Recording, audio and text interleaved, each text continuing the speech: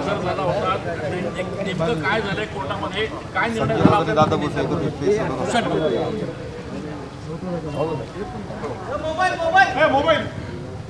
बघा, बाजूला माझ्या कोण आहेत? दादाजी भुसे आहेत, मी इथे बाजूला आहे. आम्हाला दोघांनाही जेव्हा न्यायालयानं पाहिलं तेव्हा असं केलं, म्हणजे संपलं ना. संपलेलं आहे, विषय राहिलेला नाही. ज्यांच्यामुळे विषय निर्माण झाला तेही आमच्यात राहिलेले नाहीत, तेही सत्ता पक्षात गेलेले आहेत.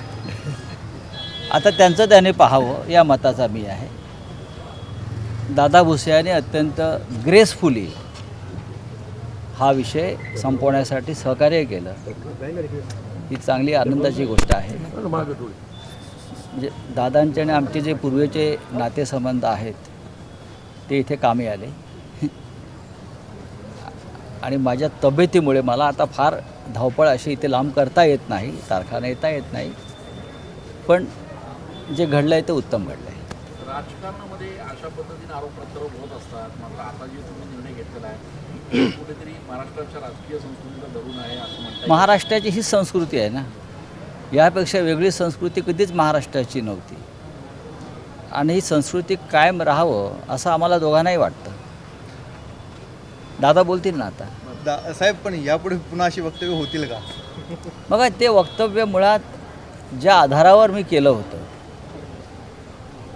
तो आधार जो आहे ज्यांनी निर्माण केला होता त्याने आता त्या संदर्भात काय ते पाहावं. मला असं वाटलं की माझ्याकडून चुकीच्या आधारावर मी वक्तव्य केलं असं मला नंतर लक्षात आलं.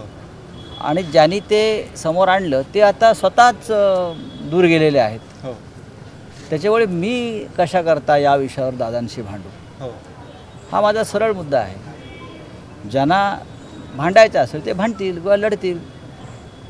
कुठे प्रकरण सत्ता पक्षामध्ये तेही गेलेले आहेत, दादा स्वतः मंत्री आहेत. पण मग आपल्याकडनं प्रतिज्ञापत्र सादर करण्यात आलं, दिलगिरी व्यक्त केली, काय आपल्याकडनं नेमकं सादर काय झालं सर? नाही, आम्हाला हा विषय संपवायचा आहे. माझी भूमिका एवढीच होती जेव्हा माझ्यासमोर आलं तेव्हा की हा कारखाना अद्याप जो आहे तो उभा का राहिला नाही. पण त्या संदर्भात मी नंतर माहिती घेतली, दादांकडून सुद्धा माहिती आली. आणि मला असं वाटतं या विषयावर फार चर्चा आता करू नये, जे झालं आहे ठीक आहे. दादांना दादा बोल. दादा मागे घेतलाय. गिरणा साखर कारखान्यामध्ये मंत्री दादा भुसे यांनी 178 कोटींचा घोटाळा केला अशा आशयाची बातमी दैनिक सामनामध्ये माननीय संजय राऊत साहेबांच्या माध्यमातून छापून आलेली. मला वाटतं की सर्व मालेगाव आणि पंचक्रोशीच्या जनतेला माहिती आहे, एकेकाळी सहकार क्षेत्रातून उभा राहिलेला हा गिरणा सहकारी साखर कारखाना DRT कोडच्या माध्यमातून विक्रीला जेव्हा निघाला होता तर त्या काळामध्ये साधारणतः एक 11,000च्या आसपास सभासद शेतकऱ्यांनी एकत्र येऊन हा कारखाना परत एकदा याच तालुक्याच्या शेतकऱ्यांच्या मालकीचा राहिला पाहिजे म्हणून साधारणपणे 1100 रुपयाच्या पटीमध्ये शेअर्स उभे केले होते. आपल्या सर्वांना माहिती आहे की एक महिनाभर सर्व पक्षीय लोकांनी एकत्रितपणे येऊन हा प्रयत्न केला होता. दुर्दैवाने काही लोकांनी त्या काळी पण अफवा पसरवल्या आणि मोठं भाग भांडवल आपलं उभं राहू शकलं नाही. जी काही 1,60,70 लाख रुपये रक्कम जमा झाली होती ती रक्कम नंतरच्या काळामध्ये आर्मस्ट्रॉंग कंपनीने जो कारखाना घेतला त्या कंपनीला RTGSच्या माध्यमातून आपण ती ट्रान्सफर केलेली आहे. हे सर्व गोष्टी रेकॉर्डवर आहेत. आणि मग असं असताना जो काही आरोप आपल्या मालेगाववर केला गेला आणि त्याच्यामुळे मालेगावच्या शेतकऱ्यांचा अवमान झाला, या भावनेतून आम्ही सर्व पदाधिकाऱ्यांनी एकत्रितपणे चर्चा करून मग एकतर हे शब्द मागे घ्यावेत अशा प्रकारचे भावना आम्ही माननीय राऊत साहेबांकडे व्यक्त केलेली.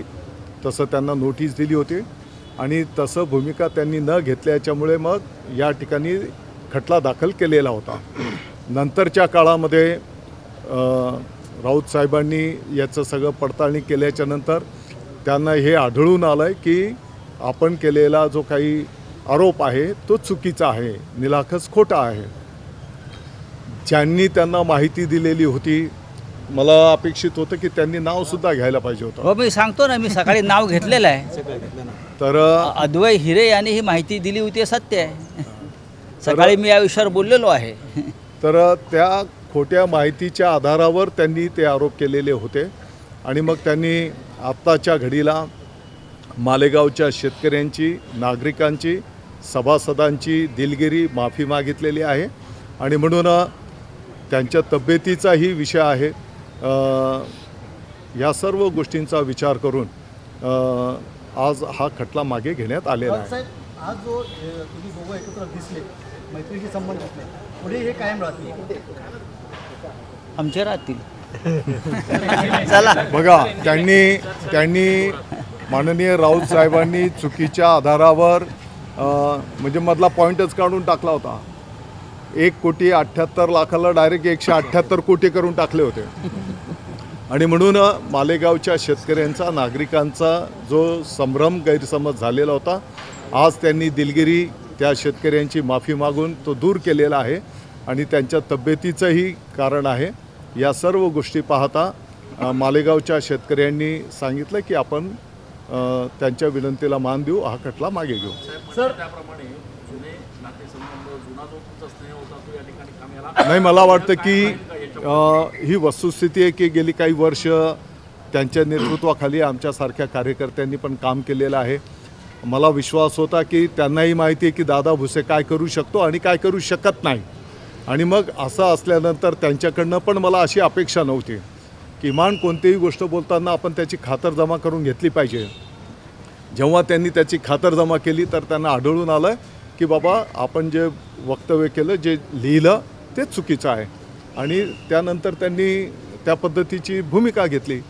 सर, मला दोघांना एक प्रश्न आहे. एकीकडे राजभाषेचे पडगम वाचत आहेत, दुसरीकडे मुंबईत 57 मराठी शाळा बंद पडलेल्या आहेत, बंद करत आहे. याच्याविषयी तुम्हाला दोघांचं काय? HR मुंबईत बोलू. हो गया ना. सर, थोड़ा सा अभी आप जो कोर्ट में जाके आए, नहीं, मैंने सुबह भी आपसे बात किया है उस बारे में.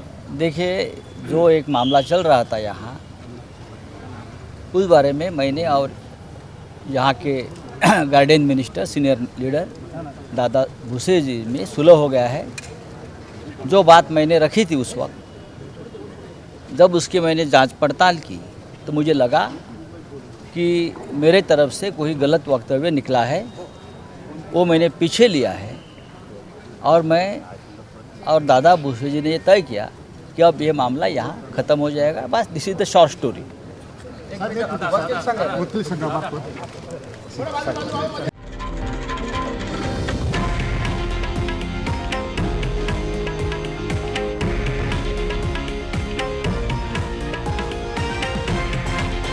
हे आहे देशातील नंबर 1 न्यूज नेटवर्क आणि आपण पाहत आहात TV9 मराठी, एकमेव.